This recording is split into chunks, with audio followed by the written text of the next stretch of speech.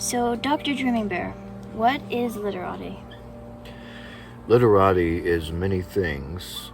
Let's start with the definition of literati. That might be a good place to start. It's a word that means literally a literary people. But the way that I see it, it means people who live a life worth writing about. Now, how that's manifested itself in my life is through a TV show, which is also on YouTube and a podcast on the Apple Store, called Literati, where I visit great beings from the past who have offered something of beauty, of intelligence, something of influential value to humanity. And so at this time, for me, Literati is more than just a TV show, though. It's a way of life, living the life worth writing about by living poetically, as it were.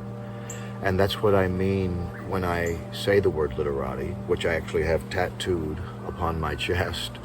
I got that at the age of 28 years old, wild and carefree, because it meant so much to me to be a part of a literary legacy of beings who've left behind words, which are the most powerful way to change the world.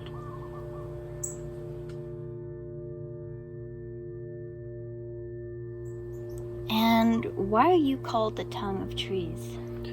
The tongue of trees, well, that comes from an epitaph that I wrote for myself when I was also in my 20s, early 20s. And the epitaph goes like this: I am the voice of the cosmos, I am the voice of nature. The birth pangs of earth are with me, the ecstasy of stars is with me. For the first I become new consciousness, for the latter I become the tongue of trees.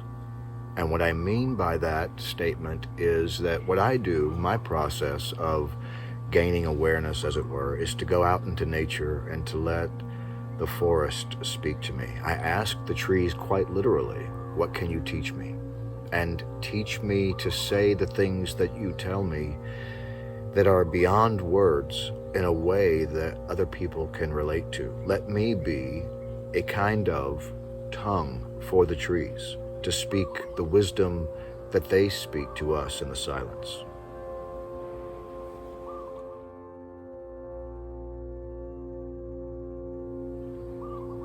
And after 365 literati series, what have you learned?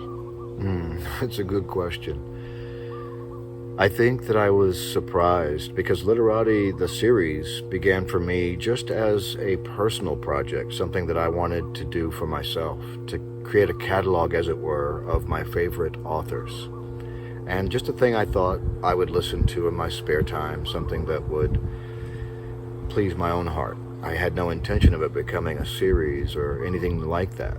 But the surprise is in the fact that although I've searched my whole life through the scriptures, having read the Bible, the Diamond Sutra, the Quran, and all the others, the Torah, you name it, to find a sacred truth, looking for that sacred truth. And all the while, unbeknownst to me, what I've discovered after doing all these literatis is a sacred scripture embedded in the human experience. Something so unspeakable and yet profoundly understood by every human heart, because the human experience itself is universal.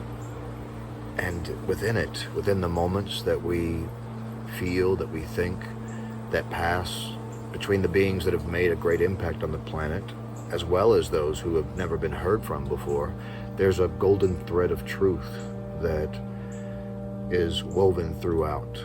And I think what I've learned is to listen to the embedded scripture in the human experience.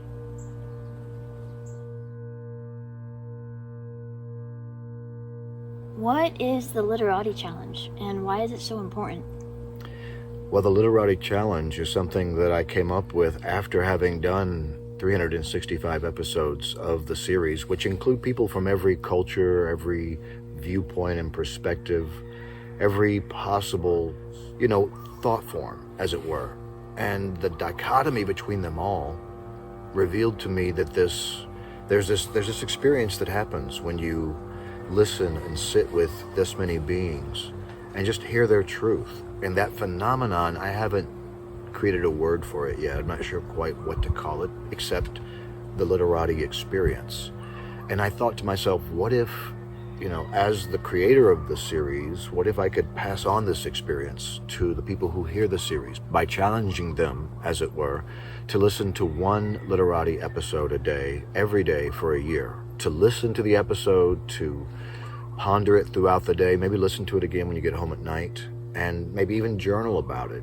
But hear the golden nugget of truth that is waiting for you in this being's experience, and then begin to experience this turquoise spiral flame of recognition that all voices are the one voice echoing off the beat of each of our hearts. That phenomenological experience is what I'm trying to capture in the Literati Challenge. And why it's so important is because it gives people a chance to break free of whatever paradigmatic belief system they've been indoctrinated with since childhood. And I think that in today's day and age, questioning everything is only the beginning of wisdom. But having this resource to draw from, human experience, is also a great service that I realized I could give it to the world for free, but as a love offering back to all the great beings and thinkers who've preceded us in time and space.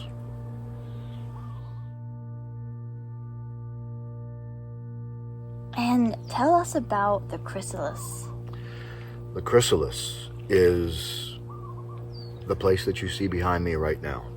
It's a one-of-a-kind, double-pane glass, sacred geometry pyramid at a secret, undisclosed location here on the Hawaiian Islands, amongst the mountains and the mist. And I call it the chrysalis because it is a place where I go to metamorphose, as it were, to churn inside of me the imaginal cell soup of whatever the moment is preparing, and to assimilate that into a teaching or an offering or some kind of a poetic expression that I might give back to existence for all that I've been given. The chrysalis, as it is right now, is a 1-acre property on a mountain slope. And it is this beautiful place. You can kind of see it right now. It's around just about a few hours before sunset, and you can kind of just hear the tranquility of it. I'll let you just listen for a second.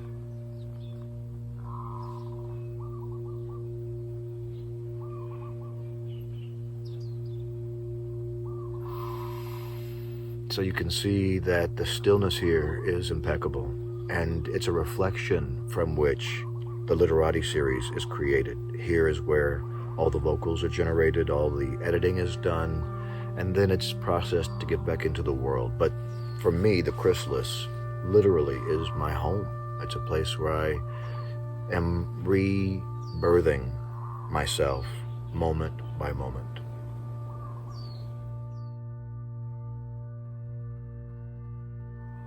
So, what is the butterfly sanctuary and the center of metamorphosis? Well, the chrysalis is sort of the precursor, or the prologue, if you will, to the butterfly sanctuary, which is a literal 30-acre property that we have on the Hawaiian Islands, both on Maui and on the Big Island. We have sister sites where we have created a sanctuary for butterfly species, some of which are endemic and part of the Hawaiian ecosystem, but some of which are just the ones you've heard of all the time, the monarch butterfly.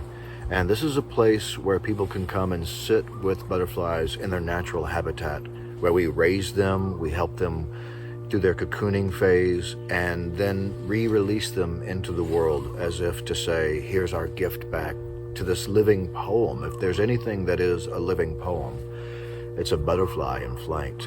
And so we began the butterfly sanctuary, and we wanted to have it not just be a place where we raised butterflies, but a place where people could also come to cocoon themselves, as it were, for 3, 6, maybe 9-month cycles.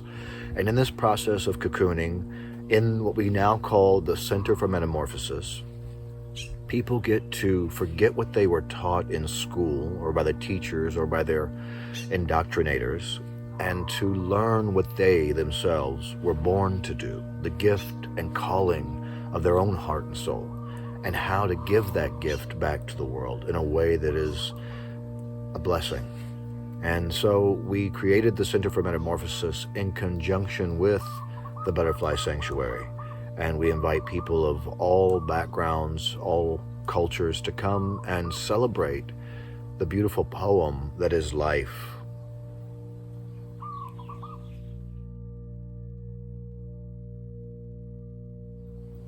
What is your intention or central motivating principle in life? In other words, what drives you to create so prolifically? Well, I exist in order to beautify.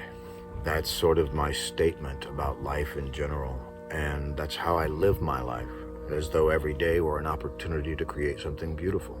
Life is not guaranteed at any given moment. So to create prolifically means to just be what you are. If a river flows, then you could say that it's prolific in that sense. And what I've done is tapped into my own creative genius, that within me which is most prolific comes to the surface inexorably because I've created habits in my life where I make creativity a priority. Now, my intention or my motivating principle in life, what drives me to do what I do, that's really a question I think that if you ask any being, you really get to the core of who they are as people. And if I had one intention, it would be to give existence, the source of existence, whatever that might be. I have no word for it other than the source of existence. To give that, through that which I create, to give the source of existence the cosmic equivalent of goosebumps. And how do you do that, you ask? Well, for me, it's by giving myself goosebumps, by creating something of lasting beauty, which when I hear touches a chord in my own soul that makes me take a deep breath of recognition. And then I can give that to the world somehow as a love offering. That's my motivating force, to give that back to existence. Whatever I do, whether it's Literati TV show or the Maui-topia series that's now in its 25th season, or the Maui Mystic radio show, or even what we've done here with the Lovolution Foundation and the other projects that we've mentioned so far, all of it is done with one motivation in mind, and that is to give existence whatever equivalent it has of goosebumps.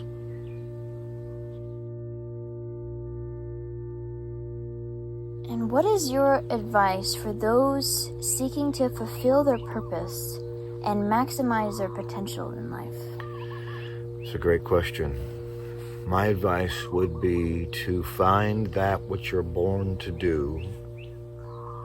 Find what your gifts and your calling are, because they're going to make a way for you, and then do those things with all that you have inside of you, regardless of what people say or think about it. Now, that's not to say you should just fling out pearls of nonsense, but find a mastery of sorts. Whatever it is that you do, find a mastery of it. And give yourself a discipline to do it every day, to do it out of a sense of love and passion, and to have fun while you're doing it. Don't think about money or if money will come. If you truly love to do what you're doing, what you're born to do, how do you know? How do you know that's the thing? Because you light up when you do it, and the world lights up around you when you do it. That's how you know the things that you're born to do. And it might be many things. We all have gifts that we're carrying. But the key to happiness, I'd say the key to success and being a creative force, is to do what you're born to do like you're born to do it.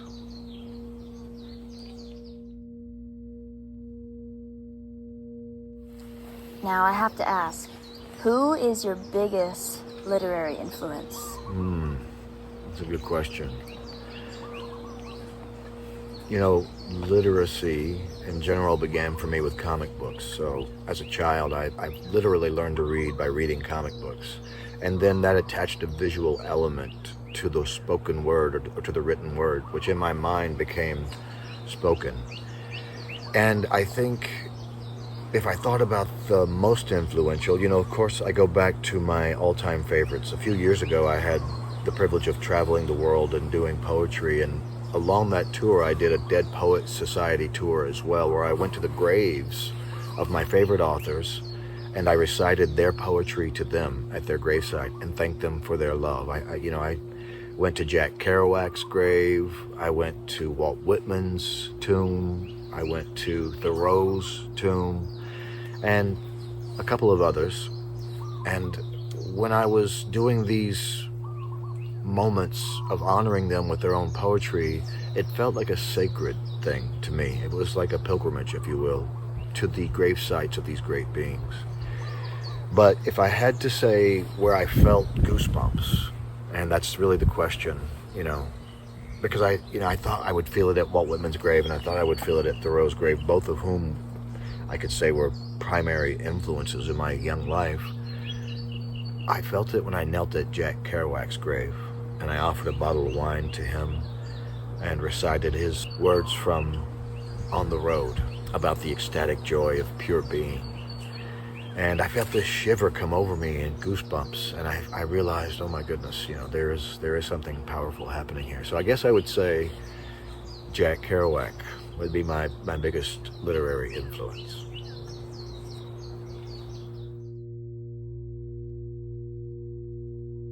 All right, Dr. Dreaming Bear, this is my last question for you for the day.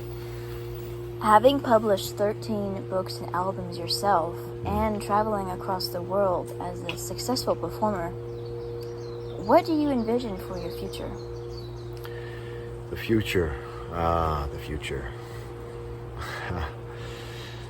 Well, I guess, there have been phases in life. I started off wanting to when I was 5 and people said, what do you want to be when you grow up? All I knew in my heart was that I wanted to bring people closer to God. And I didn't know what that meant, but that was my answer. I want to bring people closer to God. And so as a young man, I thought being a minister, that was the way you do it. And so I went into the ministry for 10 years of my life. And then I realized that was too small of a philosophical realm for me to play in and still feel fulfilled myself. And then I thought, professor. I want to be a professor, and I began teaching at Cal State and various other universities in Southern California. And I realized after 10 years of doing that, this classroom, albeit hundreds of students at a time, was still too small of an audience for what I felt called to do in my heart. And then I left that to go live in a treehouse in Maui at Twin Falls and live the life of a poet. And for 10 years, I became the poet, and I was able to use poetry as a magic carpet of words, as it were, to travel around the world and express myself in no uncertain terms poetically. And that led to many books and albums, and this performance side of my world came into full bloom in parallel union with this in-depth immersion in nature. And I felt that was a beautiful thing, and so I offered that for a while. And then I realized that being at the crosshairs of public life isn't necessarily where it's at, and I thought maybe just create content that's positive and beautiful. Hence the current phase for the last few years of the TV shows and the radio show and the Literati series and all that we're doing with the foundation. And for the future now, you ask me, that brings us to the present moment, which, the present moment, as Joyce would say, is where the future plunges into the past.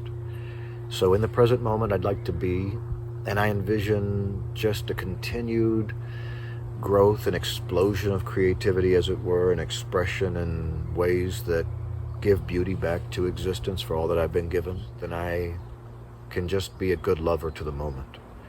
And as long as I'm a good lover to the moment, then I know that each future moment that may come brings pregnant and untold possibilities. Because after all, before Mother Nature was a mother, she was a star-crossed lover.